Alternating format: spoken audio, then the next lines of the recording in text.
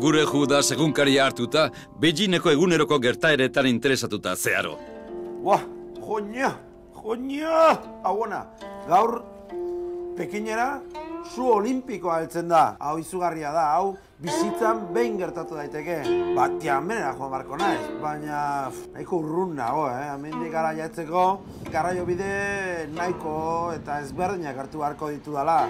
Euskaldunei erakusteko nola mugitu zera Pekin hiriburuan, ez? Saiatuko gea. Erreza izango balitz bezala, esaten du? Ez uste, hau lan erraza izango denik. Atera kontuak, Beijingek 40 milioi biztanle ditu. 3 milioi kotxe, motorrak, bizikletak, kamioiak, denetak. Eta anabasa guzti horren erdian, zein izango da Judasek aukeratutako lehen garraio bidea? 60. hamarkadan, hemen Txinan ez ziren kotxeak ikusten, dana bizikletak ziren. Gaur egun, naiz da gutxitu, diseinu berriko bizikletak atera dire, ez? Hau berez, diseinu berria da. Ba, Montes! Tiananmen plazara garaiz iristekotan bizikleta baino zerbait gehiago beharko du. Autobusa esate baterako, Beijingo garraio bide erabiliena. Autobusak dire, garraio publiko nagusinetakoa. Nik hartuko duan autobusa 108 da, Jo Linba, Txinatarrez. 108. autobusak Judas Tiananmen bidean jarriko du. Baina oraindik bide luzea dauka egiteko. Horratzean dakagu, osak eguazen. Niri ez zait bat ere gustatzen autobusean bidaiatzea.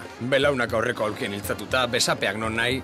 Olako bidai batek balio du 10 zentimo inguru, merkia da eta, bueno, ondo dago, ez? Gero, hainbeste bidai egita gero, nire aukera PlayStationa da. Honek iten dizkit bidaiak motz-motza. Triple bogi! Parre egin dut, Guazen, txida, guazeman egan nimentzai, gongontzitxo.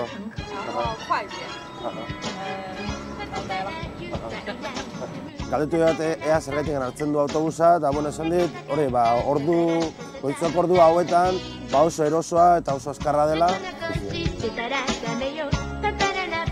Zuzi olimpikoaren etorrera ikusteko, ez da nahikoa 108 autobusa hartzea.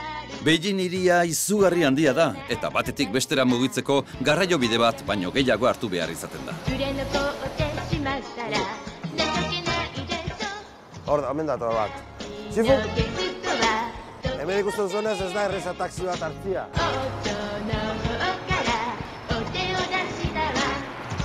Hanka atera barko dut, ber.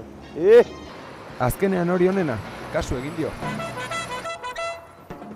Da dixen, Garraio garestiagoak dira, atasko pila bat daude eta kotxe pila ibetzen dire kalean zehar. Beijingen eroak bezala gidatzen dute. Beijing hiri handia da, kotxe ugari daude, jendea presakin dabil.